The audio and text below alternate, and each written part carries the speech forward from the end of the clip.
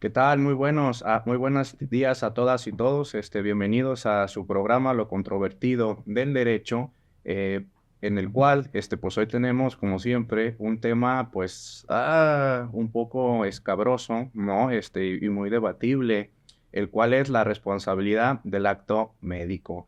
Para ello, pues, nos acompaña el día de hoy, como en todos los programas, el doctor Gerardo Águila Carretero, que como ustedes saben, aparte de ser abogado, pues también es médico, cirujano y partero, es obstetra, y tiene varias especialidades en cuestiones médicas, ¿no? Pues bienvenido, estimado doctor Águila Carretero. Gracias, un placer estar en el programa.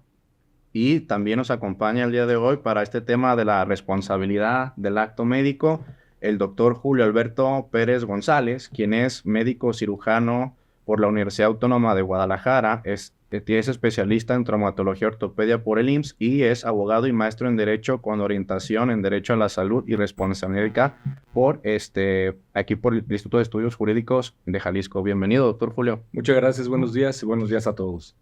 Y así también nos acompaña el licenciado Luis Eduardo Becerra Zamora, quien es abogado por la Universidad de Guadalajara, tiene un diplomado en juicios orales y por supuesto es litigante en materia penal y responsabilidad médica. Bienvenido, licenciado Eduardo Becerra.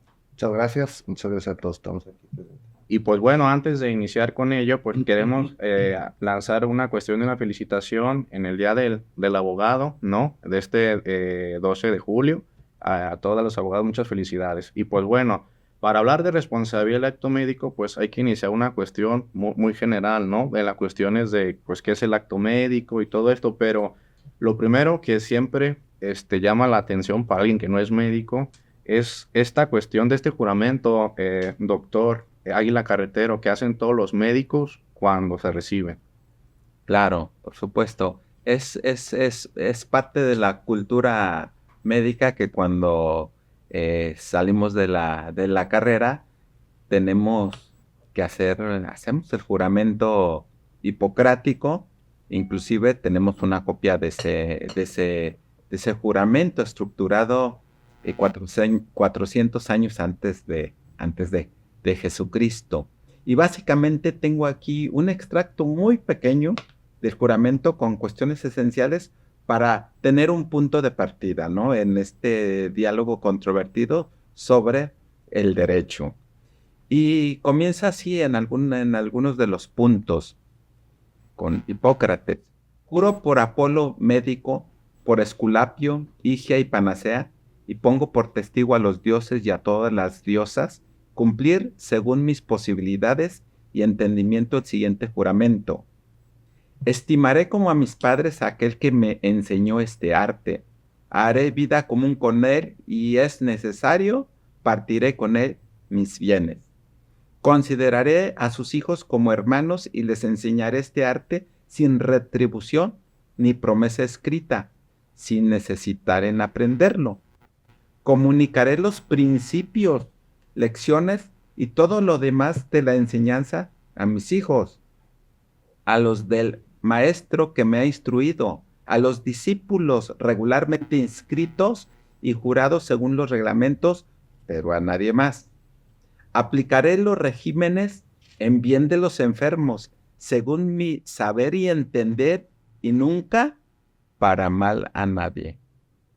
No daré a nadie por complacencia un remedio mortal o un consejo que los introduzca o induzca a su pérdida. Tampoco daré a una mujer un pesario que pueda dañar la vida del feto. Conservaré puros mi vida y mi arte. No extraeré cálculo manifiesto. Dejaré esta operación a quienes saben practicar la cirugía. En cualquier casa en que penetrare, lo haré para el bien de los enfermos, evitando todo daño voluntario y a toda corrupción, absteniéndome del placer del amor con las mujeres y los hombres, los libres y los esclavos. Todo lo que viere o oyere en el ejercicio de la profesión y en el comercio de la vida común y que no deba divulgarse, lo conservaré como secreto. si cumplo íntegramente este juramento, que pueda gozar dichosamente de mi vida y de mi arte y disfrutar perenne gloria entre los hombres. Si lo quebranto, que me suceda lo contrario. Y bien, entonces, como vemos, partimos de ciertos principios que se dan desde, pues, desde la época de la antigüedad griega. Y para ello, sí me gustaría que pasáramos a que se definiera el acto médico. Claro, pues para ello, nos lo puede platicar al respecto el doctor Julio Alberto Pérez González. Con mucho gusto. Sí, esto es importante aclararlo. Al final de la explicación vamos a ver el por qué, porque muchas veces se piensa como el acto médico en un solo concepto, y en realidad podemos ver que está compuesto de varias unidades. La primera parte del acto médico es la etapa diagnóstica. La etapa diagnóstica es aquella en donde se recaba toda la información que sea necesaria para saber la enfermedad, patología o problema que estamos tratando, y esto pues establece el diagnóstico. Aquí bien se incluyen todo lo que es el interrogatorio con el paciente o gente que estuvo como testigo en el caso de que no tenga conciencia el paciente.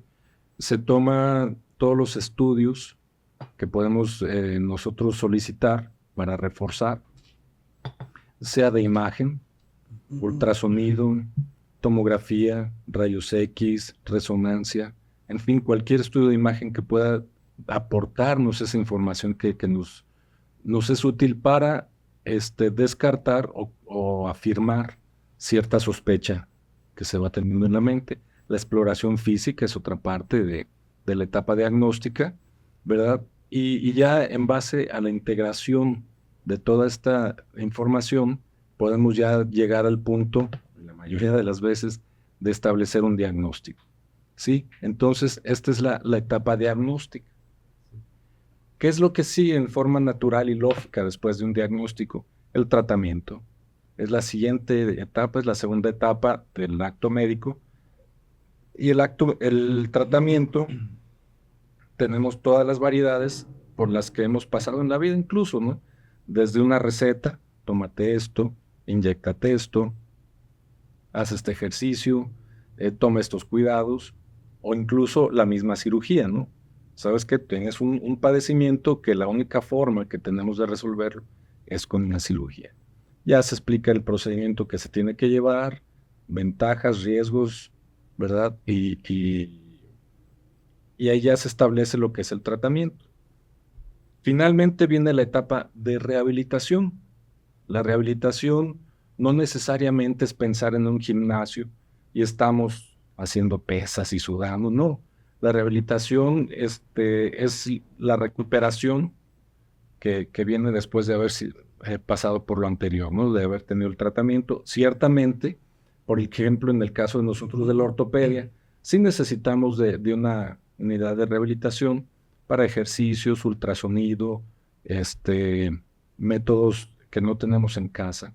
Pero a veces es suficiente que el paciente haga ciertos ejercicios en casa, que siga ciertas medidas higiénico-dietéticas a veces, y todo eso se incluye dentro de la etapa de la rehabilitación. Cada una de estas son etapas individuales, pero son concatenadas, van con una estrecha e íntima relación entre ellas. No las podemos separar, aunque son independientes cada una de ellas. ¿Por qué? Si yo recibo como médico una resonancia que me indica que el padecimiento es quirúrgico, pero la resonancia no estuvo hecha de calidad, y el cuadro clínico es un tanto vago, pero tengo una información acá, es posible que yo termine recomendando una cirugía que finalmente a lo mejor no era necesaria, o al revés, decirle, ¿sabes qué? Tú con estas medidas, este reposo, podemos sacar adelante tu cuadro, y no. Entonces depende de esa parte. Hemos escuchado seguramente muchas veces en la vida el término de laboratoriazo. Cuando te llega de laboratorio un resultado falso negativo o falso positivo. y esto te va a repercutir en lo demás del acto médico, ¿no? Entonces necesitamos establecer bien ante qué etapa del acto médico se está estudiando un caso, porque como te digo, son independientes, pero tienen una íntima, estrecha relación. Si hay un mal diagnóstico, pues va a haber un mal tratamiento, ¿verdad? Entonces, se tienen identificadas estas partes, el diagnóstico, el tratamiento y la rehabilitación. Pero actualmente se están agregando otros elementos al acto médico.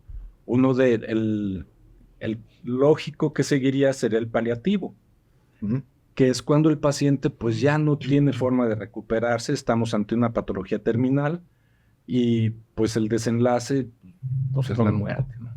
Entonces tenemos que brindarle al paciente y a la familia las medidas necesarias para, dentro de derechos humanos, pues ofrecerle las mejores condiciones para que trascienda esa etapa, ¿no? Entonces es la parte paliativa, es la otra parte que se está agregando al acto médico, pero si tenemos una para este lado, tenemos la otra para el otro lado. También tenemos lo que es la medicina preventiva. Entonces es ahí donde tenemos nuestro chequeo anual, donde tenemos la campaña de vacunación, donde tenemos, en el caso de mujeres, Papa Nicolau, en el caso de hombre, antígeno prostático. Entonces son etapas, son cuestiones que son antes de tener una enfermedad, y el otro extremo sería cuando ya no hay más que hacer, ¿verdad? Porque el hombre, el ser humano, pues tiene que dejar este mundo un día, ¿no? Claro. Entonces, pues preparar esa transición de la mejor manera posible. Entonces ya extendimos el acto médico a la etapa de prevención, diagnóstico, tratamiento, rehabilitación y paliativa. Esto es importante de entenderlo y definirlo, porque cuando esto escala, cuando un resultado no es el esperado, pues puede venir una queja. Entonces, los abogados, al momento de estudiar el caso, tenemos que definir en qué etapa estuvo esto para ahí concentrar el estudio y sea un elemento dentro de la preparación de un caso, ¿no? Entonces, tenemos por eso la importancia de conocer estas etapas, definirlas, entenderlas, porque van a ser de suma relevancia para lo que suceda o no suceda en el desarrollo de un caso. Correctísimo. Pues bueno, ahora con lo que leyó el doctor Águila Carretra y lo que usted me comenta que es el acto médico, pues me viene a la mente en la cuestión de responsabilidad, en la cuestión jurídica, ¿no? En una teoría general de la responsabilidad es que se da cuando por acción u omisión un ente falta a sus obligaciones, ¿no? Y que sea un comportamiento que le sea atribuible a él y tiene como consecuencia una sanción, ¿no? Esto puede ser aplicable pues en materia civil, en materia penal y en materia administrativa, ¿no? Entonces, a mí me cuesta trabajo la cuestión pues a lo mejor de comprobar esa acción o omisión del acto médico que usted bien menciona, ¿no? Y para ello pues quiero preguntarle aquí al doctor Eduardo Becerra Zamora, especialista en materia penal, ¿no? Y en responsabilidad médica. Licenciado, si nos puede comentar cómo es que se da esta responsabilidad médica en la cuestión del área penal. Mira, esto regularmente, tomando en cuenta lo que comenta el doctor Julio en cuanto al acto médico, pues siempre se va a dar esa relación contractual cuando un paciente ha solicitado una atención médica. En cualquier rubro, privado, público. Me llama mucho la atención que ahora las farmacias ponen asesoría médica. Sí, asesoría. Exacto. Y con independencia de que diga atención médica, asesoría o consulta, si se demuestra que existió una relación paciente-médico, médico-paciente, tenemos entonces que ya nace en la vida jurídica ese acto médico, esa relación contractual, ese deber de... ¿Cuál es el deber del médico? Pues de brindar una atención óptima de acuerdo a sus capacidades, sin la obligación del paciente, pues proporcionar la información y en su caso, pues pagar por lo que está solicitando. ¿Cómo trasciende esto al plano jurídico? Pues desde el momento que un paciente siente esa inconformidad porque no fue lo que le esperaba, porque siguió sintiéndose mal, porque a lo mejor vio en redes sociales que el doctor ha incurrido en diversos actos de supuesta negligencia. Desde ese momento que el paciente así lo considera, pues él tiene ese derecho de ejercer esa acción legal. Ya sea, como lo comentabas, en vía administrativa, llámese CAMEJAL, Comisión de Arbitraje Médico, Derechos Humanos, vía penal, Fiscalía del Estado, Fiscalía de la República, vía civil, ¿sí? Y es en ese momento pues que el paciente, atendiendo el acto médico en materia penal, considera que existe una probable conducta delictiva desplegada por acción o por omisión por el médico, por el que considera el que fue responsable. Y desde ese momento, él acude ante agente del Ministerio Público, ya sea de viva voz, puede formular una querella o de forma escrita, puede presentarla y entonces el Ministerio Público abre esta etapa informal de la investigación, donde él va a dar mando y conducción de esa investigación para llegarse de los datos de prueba y hasta cierto momento demostrar que hay elementos suficientes para brincar a una fase ante el juez de control y ejercer acción penal o archivar la carpeta porque no existen elementos suficientes. Pero ahí es donde emana o ahí es donde inicia el acto médico, ya hablando propiamente de la cuestión legal en un ámbito penal. Ok, correctísimo. Y bajo esa tesitura, doctor Águila Carretero, doctor Julio, me cuesta trabajo pensar, pues, que como usted nos lo llevó en la cuestión al principio, que un médico siempre que hace su acto, la cuestión, todo lo que hace, pues lo hace con ánimos de mejorar todo, ¿no? O sea, una cuestión de ayudar al paciente. Me cuesta así como que lo va a hacer una cuestión para, en dado momento, un detrimento, etcétera. Pero ¿en qué supuesto se da una cuestión, por ejemplo, de una omisión para poder en dado momento atribuirle algo, un delito a la cuestión de un médico? Bueno, nosotros en el mundo de la medicina tenemos protocolos a seguir, protocolos de acción según hasta especializado, según especialidad, según la materia de que se trata en el ámbito de la medicina.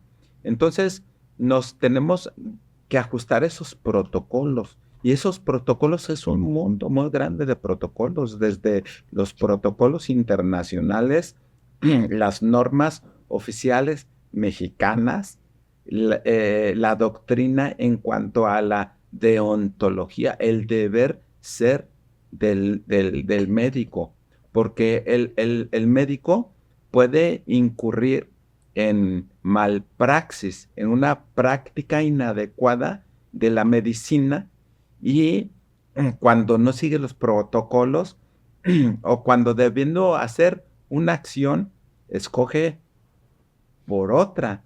Y entonces puede incurrir en esta libertad de elección en diferentes tipos de malpraxis, impericia, o sea que ignore ciertos aspectos que él debería de tener, o negligencia, que sabiendo que debe aplicar un protocolo o cierto criterio, lo omita.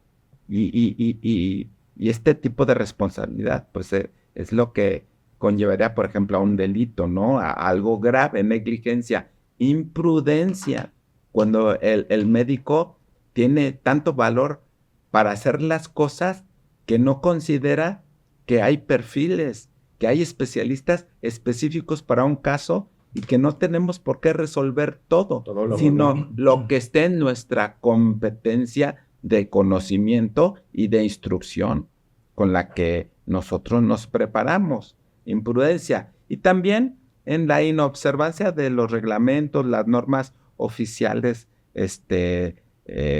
mexicanas, la desobediencia normativa, es otro tipo de malpraxis.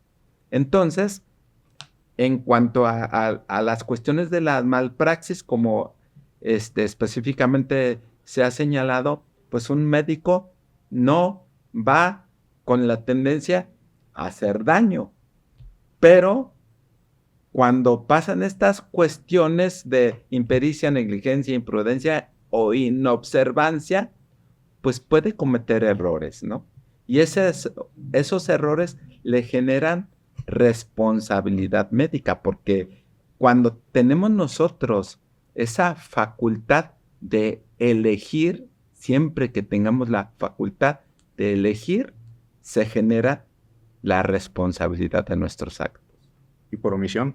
Y por omisión, por ejemplo, cuando un médico, teniendo la obligación de hacer algo, no lo hace, y eso genera, por ejemplo, una lesión o incluso la muerte del paciente, pues ahí sería un delito no por acción, por omisión.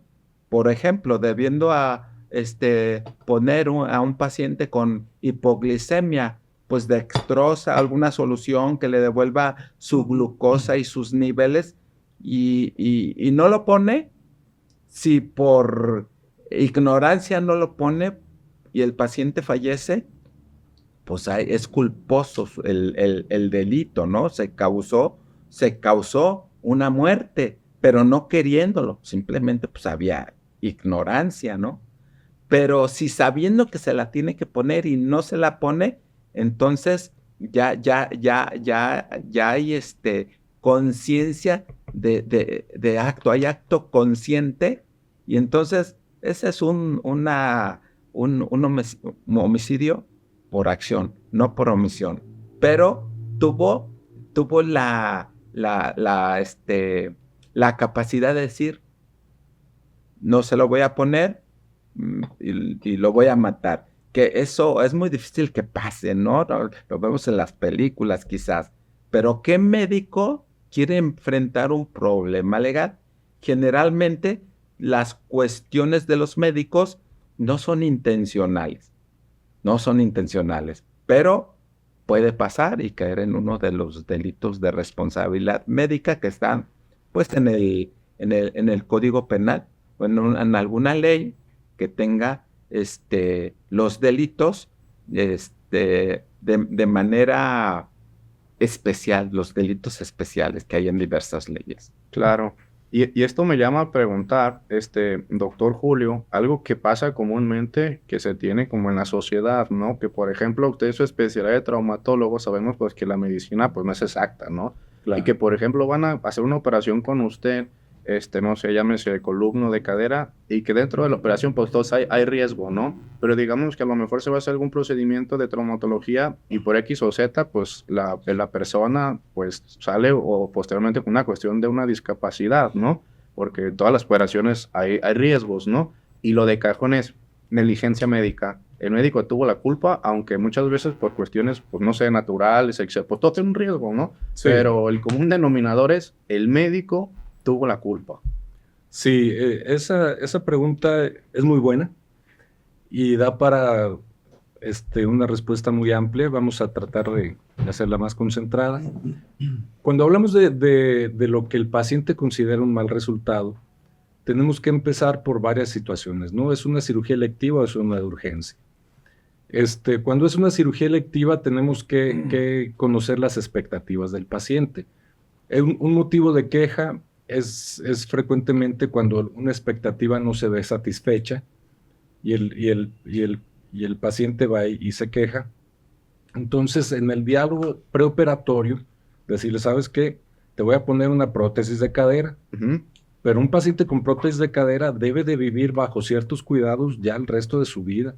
Uso de bastón, control de peso, evitar ciertos movimientos, acudir frecuentemente a control, cosas que a veces no hacemos. Pero si la expectativa del paciente era volver a jugar fútbol, a estar en el paracaidismo, no sé, cosas por el estilo, pues va a ser una expectativa no satisfecha, ¿no? Si estamos ante una urgencia, bueno, pues tenemos que entrar como se puede, ¿no? Existe dentro del mundo del derecho, ustedes lo saben, las circunstancias de tiempo, modo y lugar. Entonces, y hay veces en las que se puede dar la situación en que uno es la diferencia entre la vida o la muerte. Y puedo yo ser ortopedista, pero si tengo que hacer una cesárea de urgencia y yo soy la diferencia entre la posibilidad de vivir o la seguridad de morir, pues tengo que hacer lo que esté a mi alcance, ¿no? Entonces, esa es otra parte muy, muy importante. De lo que hablábamos de que los riesgos y beneficios, eso es totalmente cierto. Todo acto en la vida implica un riesgo. Si nos subimos a un avión, ¿qué te dicen? No, pues aquí se cae, se explota, el cojín es para flotar. Hay gente que ha muerto comiendo, se les queda el trozo. Hay gente que ha fallecido bañándose, se resbalan y se golpean. Todo acto en la vida implica un riesgo. La cirugía y el acto médico pues, también lleva sus riesgos, ¿no? El detalle de esto es justamente platicarlo para plasmarlo en el consentimiento informado, que ese es otro tema que tenemos que tratar, y que se acepten estos riesgos, ¿verdad? Porque a veces queremos oír la palabrita como paciente, pero usted me garantiza. Pues no, yo pienso que en medicina la palabra garantía no se debe de utilizar. Sí, los beneficios, claro, pues es el motivo de que llevamos a un paciente a cirugía, ¿no? El beneficio puede ser recuperar la función, puede preservar la vida, no sé, un cateterismo cardíaco, o te lo hago o te mueres. Entonces el riesgo es tan importante como la vida. Cuando vamos a ofrecer un tratamiento con médicos, sea un tratamiento médico o un tratamiento quirúrgico, nosotros tenemos que valorar justamente el riesgo y el beneficio. Si el riesgo está acá muy alto y el beneficio es muy chiquito, ni le entres. Ok. Vamos a proponer, en el caso de la cirugía, el tratamiento quirúrgico cuando estamos acá. El beneficio es este y el riesgo es este. Cuando estamos así como que muy parejitas las dos partes, pues tenemos que valorar bien y pensar bien las cosas antes de proponerlo. Eliminar y extinguir todas las posibilidades menos agresivas a las que tengamos acceso antes de llegar a una cuestión quirúrgica, ¿no? Entonces, el motivo de queja médica pues puede venir de varias partes, ¿no? Podemos tener un resultado perfectamente esperable y no era lo que esperaba el paciente, no era su expectativa. Entonces él ya lo califica como un mal resultado. Entonces sí tenemos que hablar muy bien cuando es posible, cuando es una cirugía electiva, los riesgos, los beneficios, las posibles eventualidades que se pueden tener, ¿verdad? Y bueno, también entrando bajo el criterio de la libre prescripción que puede tener el médico de cambiar el plan quirúrgico ante una situación dada, ¿sí? Entonces eso también tenemos que contemplar para evitar esto, hablar bien el riesgo, el beneficio y lo que se puede esperar del acto. Ok, correcto. Y eso también me llama mucho la atención la cuestión de que, pues bueno, ya la persona recibió la cirugía, etcétera, y auspicia pues de que el médico hizo una cuestión de pues de algo mal, ¿no? Y luego pues acude a un abogado, ¿no? Y el abogado pues le dice, no, pues tenemos 3 sopas, ¿no? Civil, penal o administrativo, ¿no? Y pues vamos a decir que escogen la cuestión penal, ¿no? Y para ello, me cuesta trabajo, por ejemplo, que van y presentan la cuestión de su denuncia, a lo mejor por una cuestión de responsabilidad médica, la cuestión de un homicidio. Vamos a hacer un caso hipotético, ¿no? Pues de que nació un niño y pues al poco tiempo se murió y pues los padres dicen que fue negligencia médica, etcétera, ¿no? Bajo esa tesitura, ¿no? Licenciado, ¿cómo es esta cuestión tan compleja, por ejemplo, de que cuando un médico pues le habla a usted y le dice, ¿sabes qué? Pues me acaban de denunciar porque pues me dicen que pues que yo tuve la responsabilidad de que esta persona, este niño falleció, etcétera, pero realmente es que pues cuestiones naturales, así, aquello, ¿no? ¿Cómo es que se defiende la cuestión de un médico? Pues yo creo que lo primero que debemos considerar es la circunstancia de tiempo, modo y lugar, lo que comentaba el doctor Julio. Siempre antes de visualizar cualquier escenario, porque de repente los médicos son muy fatales. Ok. O sea, Ok. ellos siempre me van a quitar mi cédula, me van a meter en la cárcel, voy a perder mis bienes. No, doctor. Entonces, vamos, lo que a mí me interesa saber es qué sucedió, ¿sí? ¿Qué hizo usted? Explíqueme paso a paso, detalladamente, mándame un resumen. En su oportunidad, cuando existan condiciones, pues hay que tener acceso al expediente clínico, lo que comentaba el doctor Julio, el consentimiento informado. Muchas veces se entiende que el consentimiento informado, haciendo un paréntesis pequeño ahí, ¿no?, para hacer la aclaración, es un excluyente de responsabilidad. Y la verdad, lo cierto es que hoy en día no te excluye al 100% de la responsabilidad, pero si no lo tienes, espera. ¿Sí? Aunque la norma oficial mexicana 004 contempla que puede existir un consentimiento verbal, sí, pero al final del día el derecho sigue siendo escrito, documentado. Claro. Si no tengo un documento, si teniendo un documento es complicado, imagínate ahora cuando no tengo un documento que me avale que usted me autorizó, que usted conocía, que había este riesgo de sangrado, infección, hasta la muerte. ¿Sí? Entonces tenemos que partir primero de ver cuáles fueron los hechos. Yo siempre me gusta preguntarle al doctor, séame sincero, ¿hubo algo que omitió? ¿Hubo algo que se le pasó? ¿Hubo algo que usted no consideró? Porque al final del día, pues yo soy quien lo va a defender. Entonces, si hubo una omisión, pues tengo que enfocarme ahí, tengo que ver de qué manera la podemos subsanar, de qué manera podemos argumentar, ¿sí? Para ver, en todo caso, pues cuál fue el resultado. O sea, el resultado, pues que el paciente falleció, que el paciente perdió un órgano, que el paciente perdió una función vital, perdió una extremidad. Y entonces partimos de ahí para poder establecer una teoría del caso. ¿Sí? ¿Qué es la teoría del caso? Pues primero ver cuáles son las excluyentes de responsabilidad que podrían aplicar en ese acto malo. Si no hay excluyente de responsabilidad, no se actualiza ninguna, pues vámonos ahora sí a desmenuzar qué fue lo que hizo nuestro representante, qué fue lo que sucedió en el quirófano, en el hospital, en el consultorio, qué fue lo que hizo el paciente previo, después, porque también hay muchas situaciones donde pues a veces el paciente va encaminando la situación a que se complique. ¿Por qué? Porque no sigue indicaciones, porque no regresó cuando el médico le dijo que regresara, porque no avisó oportunamente cuando el paciente se dio cuenta que estaba presentando una complicación.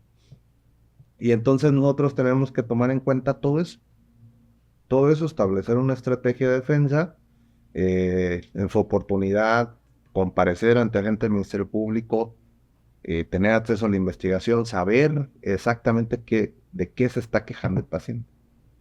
Porque puede ser que el paciente falleció o puede ser que el paciente, te repito, tuvo una lesión, pero a veces ese no es el motivo de queja. A veces el motivo de queja radica con que el doctor me trató mal porque le dije que vengo de tal ranchito, ¿no? Y pues ya entra un tema de discriminación, pero no tanto una cuestión negligente. Ok, una cuestión penal, sino de otro rubro. Exactamente. Entonces, siempre es bueno saber el acto médico, saber qué sucedió en el quirófano, saber qué fue lo que hizo el doctor, ver los antecedentes de sus pacientes y, como decía el doctor, poder establecer si de verdad existió una omisión o existió una acción encaminada a probablemente causar un daño. ¿Sí? Creo que actualmente estas situaciones, si no me dejarán mentir, estas situaciones hasta cierto punto están saliendo de control en cuanto a las cuestiones médico-legales por los propios medios de comunicación. Se ha exagerado. Sí, claro, y aunque me hablen y me digan, oye, es que el derecho de réplica o la presunción de inocencia, tú lo ves, y no nada más hablando de actos médicos, cualquier persona que detienen, ponen su foto, una rayita en los ojos, Héctor Eli, ¿no? Claro, y Esa es una violación a la presunción de inocencia, y ya no se diga. y una cuestión social, si matas a un perro, eres el mataperro, si para que se te quite eso es complejo, ¿no? Y actualmente lo que impacta mucho en la cuestión médica, pues es eso, es los videos que salen en medios de comunicación, donde dice fulanito de tal fue víctima de negligencia médica. Es lo que maneja. Sí, claro, y ya te están crucificando socialmente, te están crucificando ante la sociedad. No, pues quién ver contigo como médico, ¿no? Exacto, se acaba la carrera. Además, todavía no pasa ni por la investigación, ni por el juicio, no hay nada, pero el periodista ya dijo, culpable. Claro, y es muy complejo ya como limpiar eso, ¿no? Porque, por ejemplo, como menciona aquí el licenciado, puede ser otras cuestiones, a lo mejor que se sintió discriminado, a lo mejor el trato, etcétera, ¿no? Y a lo mejor puede ser que el problema se arregle, pues a lo mejor con medio de una mediación, ¿qué es esto? Por lo mejor por mí se me ocurre por medio de la cuestión de la Camejal, ¿no? Se me ocurre en cuestión en Jalisco, ¿no? De que pues también la mediación, permea en todo, ¿no? Y en este caso, la Camejal en Jalisco, pues que se encarga pues de dirimir controversias, ¿no? Entre las cuestiones médicas con los particulares que pues se sienten agravados, ¿no? Y en ese sentido, sí, quiero preguntarles a su experiencia, ¿cómo son esos convenios que se hacen los médicos con las personas, por ejemplo, en la Camejal? Bueno, habitualmente estamos en el terreno del dinero, Ok. ¿verdad? Estamos ante la expectativa de, a veces el paciente que no quedó conforme con el resultado, por una expectativa no satisfecha o porque de verdad hubo un mal resultado. Ujú. También puede ser el caso. Hay veces que el paciente dice, mire doctor, dame lo que gasté contigo, aquí firmamos el acta y ya que te vaya bien en la vida y ahí nos vamos.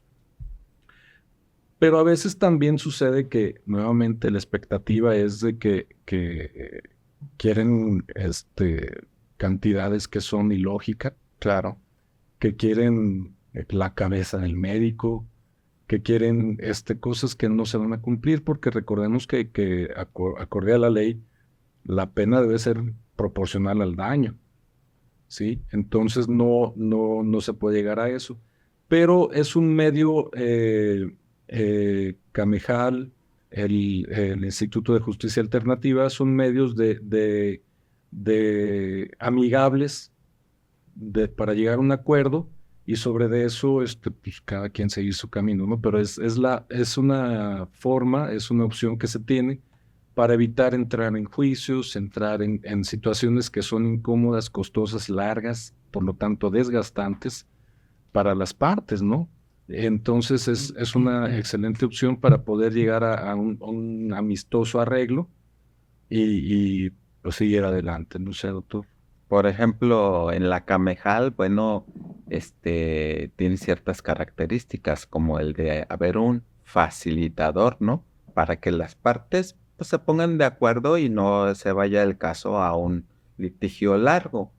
Y generalmente, como se ha señalado, pues el paciente quedó por algo insatisfecho. Claro. Pueden ser cuestiones, hasta cuestiones nimias, pero por algo quedó Y si, insatisfecho. por ejemplo, en cirugía plástica, me imagino que... No, o sea, han dado casos, pero recuerdo ahorita un caso de un señor que demanda a un pediatra que fue a consulta, en su consultorio decía tratamiento innovador, y entonces lleva a su niño, pues cierta enfermedad, recibe el tratamiento, el niño se cura, ¿verdad? Y lo demanda. ¿Por qué? Porque le dio lo mismo que cualquier otro médico, le dio un antibiótico, hizo un diagnóstico, le dio un antibiótico. ¿Y dónde estuvo el tratamiento innovador? ¿Dónde estuvo? Y la reclamación fue tratamiento que está mintiendo el médico, porque no está anunciándose con la verdad, porque no está dando tratamientos innovadores. Entonces, sí me explico, muchas veces van desde cuestiones de este punto de vista que aunque el paciente se curó, pero el tratamiento no fue innovador y lo tienes en tu propaganda, tratamiento innovador. Y recuerdo que el facilitador le preguntó al pediatra, a ver, doctor, ¿y en qué consiste su tratamiento innovador, no? Y el pediatra, pues, ¿dónde está el tratamiento innovador? Por eso hay que ser bien claros, ¿no? No, en la propaganda hay que ser bien claros.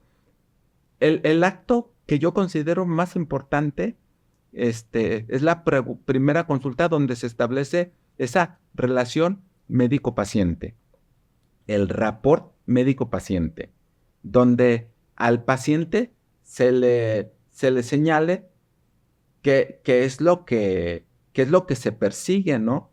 Consentimientos informados, que esté bien informado el paciente, porque muchas veces por no informarse bien al paciente, Entonces el paciente queda con dudas y de ahí vienen las demandas, ¿no?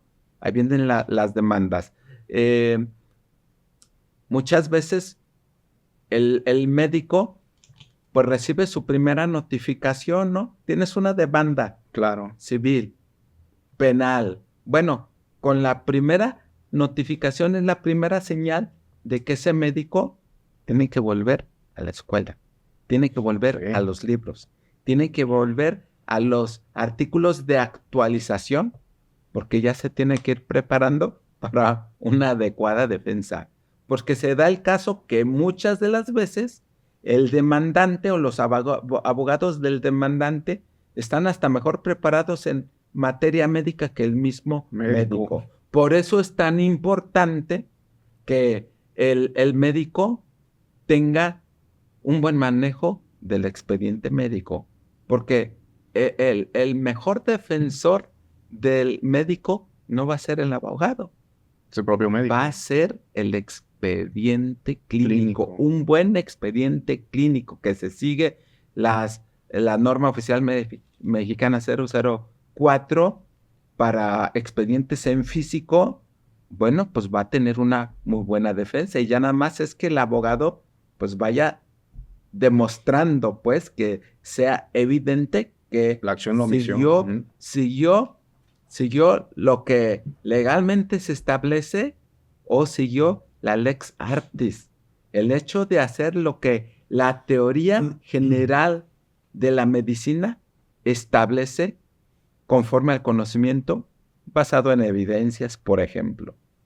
Y algo que también me llama mucho la atención, que estaba observando, es la expedición de una constancia de no queja médica en el estado de Jalisco, ¿no? ¿Esto es importante para los médicos o por qué la expide la cuestión de la Camejal? Pues mira, yo en cuanto al tema de la Camejal siempre he tenido mis reservas. Ajá. Yo no tengo nada en contra de la Camejal.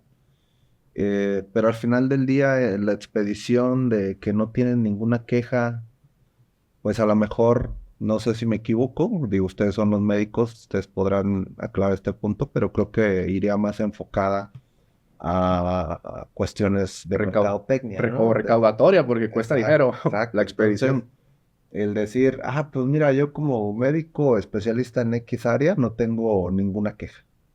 ¿Qué es lo que comenta el doctor? Pues que señal que, Claro, que brindas una atención adecuada, ¿no?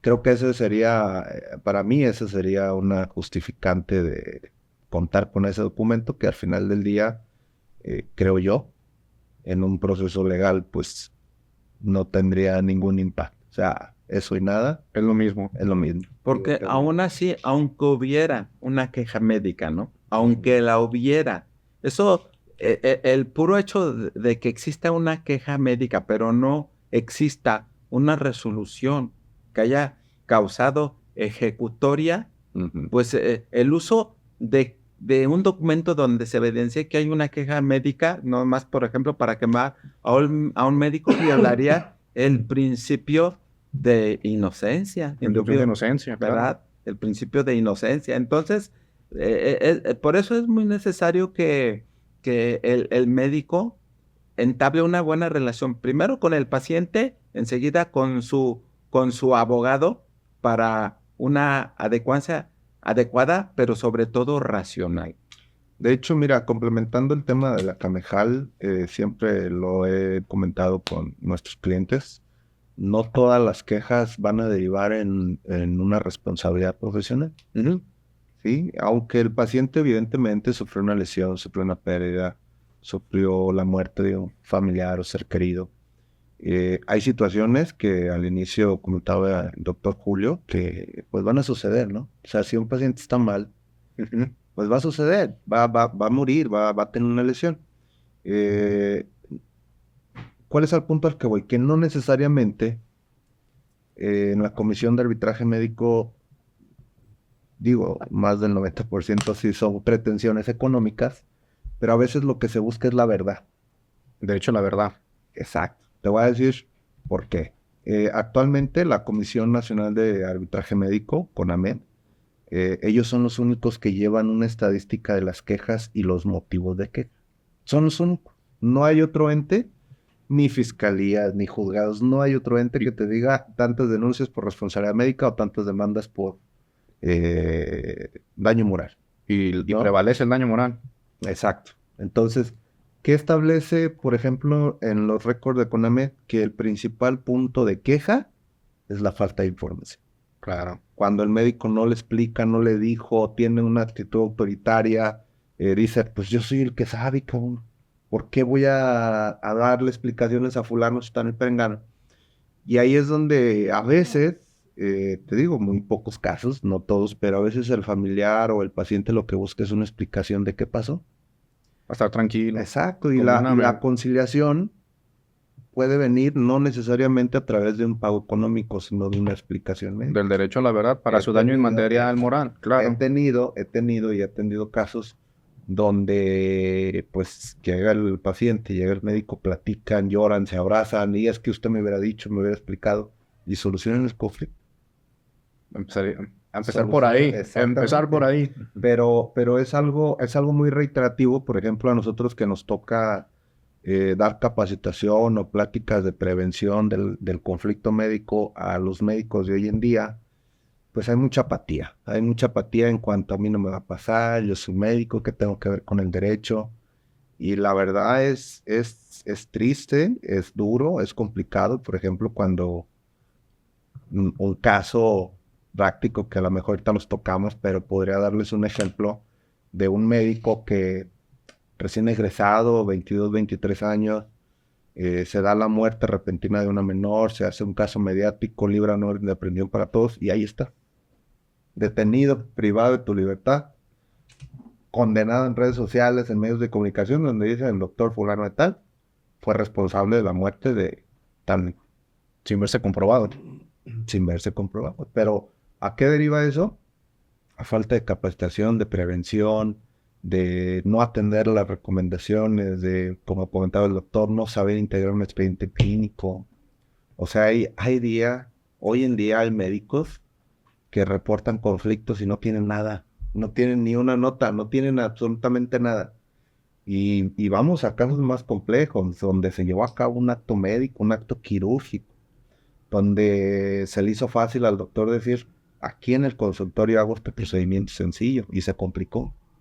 Sí, por no ¿Qué? seguir los exactamente. protocolos. Pero ahí hay una omisión, ¿no?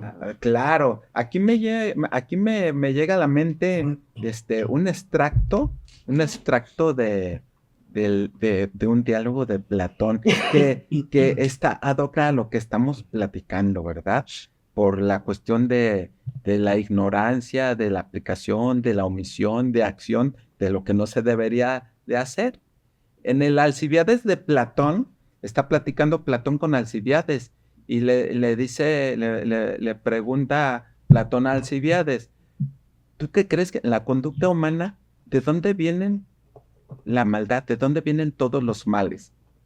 Dice Alcibiades, pues no sé, está con Sócrates, no sé, Sócrates, dímelo tú. Y Sócrates va dirigiendo el diálogo. ¿Tú crees que la maldad venga de el que sabe, del que ignora o del que ignorándole cree que lo sabe? Y Alcibiades pues está en duda, a ver, ilústrame. Y dice Sócrates, pues seguramente el que sabe no produce males, porque sabe. El que no sabe tampoco produce males, porque sabiendo que no sabe, se le pasa al que sabe.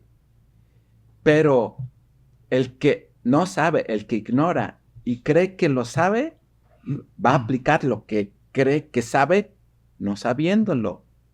Es la peor ignorancia y la más vergonzosa ignorancia de todas las ignorancias, que ignorarlo y creerlo que lo sabes.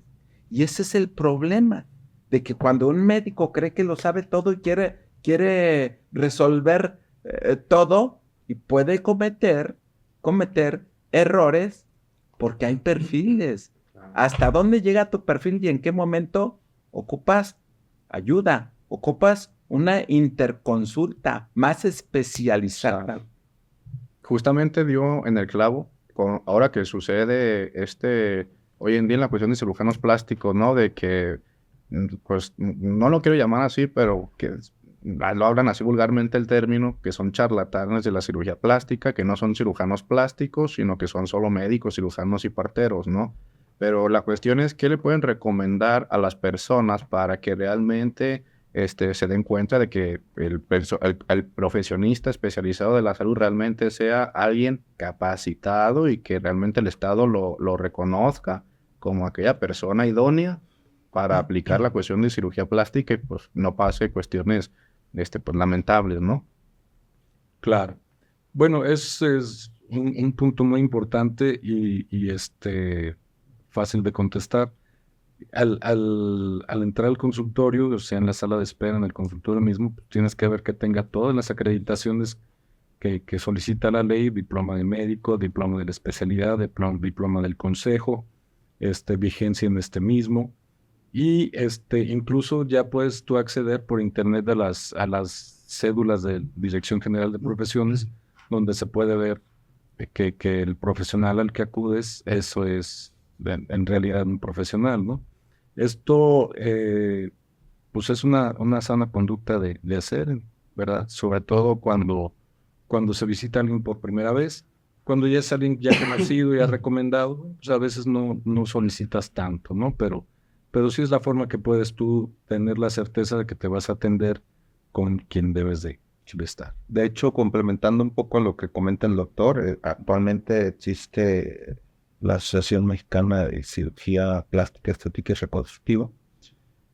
Tocando el tema de la cirugía plástica, ellos en su página oficial tienen un apartado donde dice investiga tu cirujano. Ok. Si tú entras a su página, pones el nombre del cirujano, te va a aparecer si está certificado, si es cirujano plástico. Si no te aparece, no, pues obviamente no es del... Hay un problema ahí, ¿no? Exactamente, hay un foco rojo, ¿no? Claro. Pero es una buena manera, sobre todo porque pues, hoy en día la cirugía plástica está a top. Y hay Entonces, de precio a precio, ¿no? sí, claro. Entonces, creo que un tip muy importante para quien ve esta información y pensando en someterse a un procedimiento estético, pues lo idóneo sería eso, que hablábamos hace un momento, ¿no? Sea el cirujano plástico certificado, con especialidad, con entrenamiento en el extranjero, le pasa lo que le pasa. Ahora, imagínate ahora aquel que tomó un curso por videollamada, porque así son. Claro, o que la cuestión que tenga es una cuestión a lo mejor de investigación y no de grado clínico, ¿no? Ajá. Y que eso es lo que se da comúnmente, ¿no? Exacto. Ok, y... Aparte, Ujú. el paciente, pues tiene, aquí un poquito ya lo señaló, ¿verdad? Tiene la facultad de ir con el médico que escoja, pero debe asegurarse que es médico certificado. Si es médico cirujano plástico, que tenga la certificación. Si está certificado es porque ya pasó por una serie de exámenes y comprobantes de que es competente en el perfil que desarrolla y del cual deriva su especialidad. Aún así, el procedimiento que haga el profesional lleva riesgos. Como Siempre. platicábamos, son riesgos y beneficios. Sí, entonces nada más platicar bien con su médico, del área que sea, pues que les ponga, de acuerdo a su problema, cuáles son los riesgos que se corre, cuáles son los beneficios, ¿verdad? Para llegar justamente a la información necesaria antes de dar el sí, como en el matrimonio. Claro, claro. Y ver todas las cuestiones preventivas, sí, todo. Y la cuestión de las consecuencias, etcétera, ¿no? Y aparte está un punto muy importante. Bueno, el médico debe estar preparado muy bien en teoría, ¿no? En la práctica también, por supuesto. Pero muchas veces al médico se le ha acusado sin entrar al estudio a fondo del caso, ¿verdad? Me recuerdo en ese momento un caso en el que un médico ginecobstetra está pues en una unidad de esas así un poquito fuera del área metropolitana, pero ejerciendo su actividad de ginecobstetra en turno de la noche, donde se van a hacer solamente las urgencias, ¿no? No cirugía electiva, sino que urgencias. Y entonces dejaron por ahí un caso del turno pues anterior, ¿verdad? No se hizo en la mañana, no se hizo en la tarde, y le dicen, te tocó hacerlo en el turno de la madrugada, ¿no?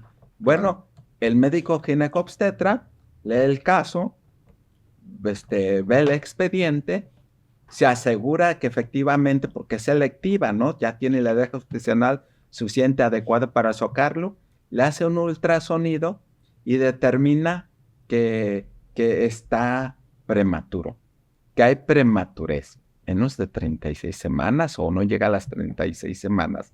Y ya estaba programado para sacarlo. Hace su nota, motivo por el cual considera que no trae actividad uterina, no trae sangrado, no trae salida de líquido amniótico, no hay alguna urgencia y no es el momento adecuado para, porque pues hay más riesgo que beneficio sacarlo prematuro. Y hace su nota. Al día siguiente lo llaman a la dirección,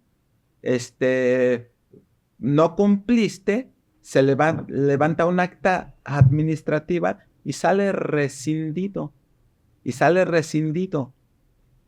Pasan el caso a otro turno, le hacen la cesárea y el bebé fallece por prematurez.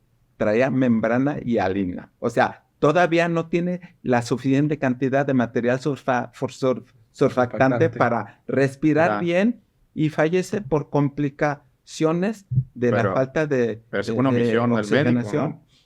Por sacarlo de manera prematura, ¿no? Fue Porque si, el primer médico que hizo su nota, actuó adecuadamente. De acuerdo a la teoría, es mayor el riesgo sacarlo que se quede, dejarlo, claro. Porque no veo una urgencia. Hay que darle chance a que llegue al momento adecuado de edad gestacional para que se cumpla pues, la formación de los factores adecuados para subsistir, ¿no? Para la viabilidad fuera del útero. Entonces, por orden del hospital, le toca a otro doctor, lo saca y tómala. La responsabilidad se la siguen achacando al que le tronó, pero también al que no la hizo, espérate. Por aquí una omisión, pues sí, claro. Y es un caso larguísimo que está todavía en juicio, ¿no? Entonces, hay que tomar esa responsabilidad, pero con criterio además. Claro. Y algo que también quisiera preguntar, en una cuestión, así a ojo de buen cubero, ¿no? Una cuestión de promedios, por ejemplo, las demandas que interponen en las cuestiones de los particulares en contra de los médicos, como en cuánto ganan los particulares y en cuánto se absuelve al médico, en cuestión penal de denuncias, un porcentaje, un tantiómetro. Pues mira, actualmente son pocos los casos que llegan a juicio, si llegan a juicio. Todo se arregla con mediación. Pero regularmente, pues busca llegarse a un acuerdo anticipado, ¿no? Yo creo que como cualquier abogado va a establecer una estrategia de defensa, va a ver sus pros y sus contras como el consentimiento informado y aviéntese el anzuelo, ¿no? Y dice, ¿sabes qué? Aquí sí tenemos posibilidades, aunque el paciente falleció hoy, que era el, no sé, conductor del programa famosísimo y sobrino del político y etcétera. Pero tenemos elementos suficientes para demostrar pues, que a lo mejor traía una enfermedad crónica, que traía varias complicaciones, que el médico hizo lo que tenía que hacer, que solicitó los estudios, que ya no entra un tema de garantizar un resultado, sino un tema de medios, o sea, que pusiste todo a favor de la salud del paciente y no la jugamos, nos vamos a juicio. Y hay fiscales que en algún momento se dan cuenta que no tienen material suficiente para enfrentarse entre sí. ¿Qué sucede? Pues que antes de que se dicte la autoapertura juicio oral, terminan desistiendo. Claro. Porque saben que no van a lograr. Y no hay elementos de prueba. Pocos, ¿sí? Son pocos. ¿Qué es lo que sucede hoy en día? Que el médico, pues, muchas de las veces que no conoce el proceso legal en cualquier instancia. Le llega un citatorio, se asusta y lo primero que dice, quiero salir del problema. Claro, claro. Porque el dicho que siempre va a escuchar es más vale un mal arreglo como Que un buen pleito, claro. Exacto. Entonces, a veces, sobre todo en cirugía plástica, es muy común que ellos busquen negociar, porque al final del día, pues ellos viven de su prestigio, de su imagen. Y yo te podría decir un número que a lo mejor el 60 o 70% de los procesos legales que enfrentamos, pues se llega a un acuerdo. A un acuerdo. Ah, genial. Pues bueno, ajá. Por eso es muy, muy importante el conocimiento de la medicina forense, ¿verdad? Claro. La medicina forense es ese cúmulo de conocimientos médicos, teóricos y prácticos que van a servir para fundamentar un caso en juicio. Medicina forense, conociendo a los médicos, porque lo forense es el foro, y el foro es un lugar donde se desarrollan controversias de litigio, Claro. de derecho, de normas, ¿no? Entonces la medicina forense ahí tiene una participación muy importante. Desde luego. Pues bueno, nos ha alcanzado el tiempo, ¿no? Hemos llegado a la cuestión de las etapas de las conclusiones, ¿no? Pues empezamos con usted, doctor Águila Carretero. Sí, pues aquí lo importante es que en mis conclusiones que haya una buena relación médico-paciente, se establezcan bien los pasos que lo que se va a hacer, nunca se garantiza que las cosas van a salir, que yo te garantizo que vas a quedar muy bien de la cara, que yo te garantizo, no. Te garantizo que voy a poner todo mi esfuerzo y voy a utilizar lo que en el ámbito de la medicina es aplicable en base, por ejemplo, a la medicina basada en evidencias, etcétera, ¿no? Entonces es muy importante que el médico esté bien preparado y desarrolle lo que en su competencia tiene, no más. Lo que ya no llegue a su competencia, derivarlo a quien sí lo puede desarrollar. Y finalmente siempre va a haber un riesgo. Si hacen las cosas bien y llega un paciente en tal estado de gravedad, pues puede ser que no lo alcances a recuperar. Aunque algunos casos muy interesantes lo hemos logrado aún en lo grave que llegó, ¿verdad? Pero hay una cuestión también, además de que el médico ha sido muy criminalizado. Si las cosas salen mal, el médico es el culpable. Si las cosas salen bien, es gracias a Dios. Adiós. No al médico, ok, sí, correcto. Doctor Julio. Sí, gracias.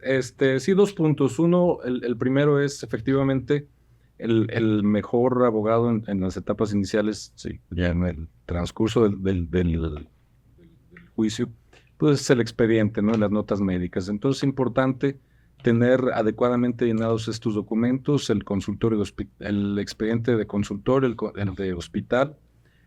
Y una cosa bien importante, tú puedes conocer la NOM 004, llenarlo acorde a esto, pero por favor, letra legible y ponerle fecha y hora. Cuando nos lleguen los expedientes, a veces vienen, como dice Eduardo, no trae nada, o cuando lo traen, no sabemos qué dice. O, bueno, siguiendo la línea de tiempo para ver dónde estuvo tal acción o tal omisión, pues no sabemos cuándo fue porque no tiene fecha ni hora. ¿Sí? Entonces debemos de ser cuidadosos en llenar los documentos adecuadamente en forma legible, consignando fecha y hora. Y por otra parte, sí, también cuando se da una investigación, pues tener en cuenta que tiene que existir un apego al tratamiento por parte del paciente. ¿Por qué? Porque yo como ortopedista, yo le digo a la gente, ¿sabes qué? No pises. Y cuando llegan con la bota de yeso o la férula, toda pisada, y pues es como un detector de mentiras, tú lo ves. Claro, claro. O muchas veces estamos en una reunión, estamos diciendo, oye, pero tú no estabas tomando tal medicamento. Sí, pero hoy no me lo tomé para poderme echar mi drink. Entonces, por parte del paciente también hay faltas. Entonces, tenemos que estudiar muy bien esa parte del apego del tratamiento Efectivamente, que se ofrezca un buen tratamiento, pero también que el paciente lo llene bien, lo lleve a cabo bien, ¿sí? Sea reposo, sea pastilla, la indicación que haya sido, tiene que ser bien llevada por él. Lo que pasa es de que esta es la parte difícil de investigar y comprobar. Tú le extiendes una receta y ya no sabes lo que él hizo en su casa, ¿verdad? Pero en lo posible debemos de tratar como abogados de investigar bien esas cosas. Entonces, cuando no congenen las partes, no cuadran, pues entran peritajes, y ya se hace el juicio más largo, más caro, ¿no? Entonces serían mis observaciones al respecto, el adecuado llenado de los documentos, y si vamos a investigar un caso, investigar también que todo haya sido adecuadamente llevado a cabo por el médico y por el paciente. Claro, bien. ¿Y usted, licenciado Eduardo? Yo nada más cerraría con dos situaciones. Una, obviamente para nuestros clientes médicos hay que asesorarse bien. No todos los actos médicos son negligencias médicas. Ok. Entonces hay que siempre estar preparado con eso.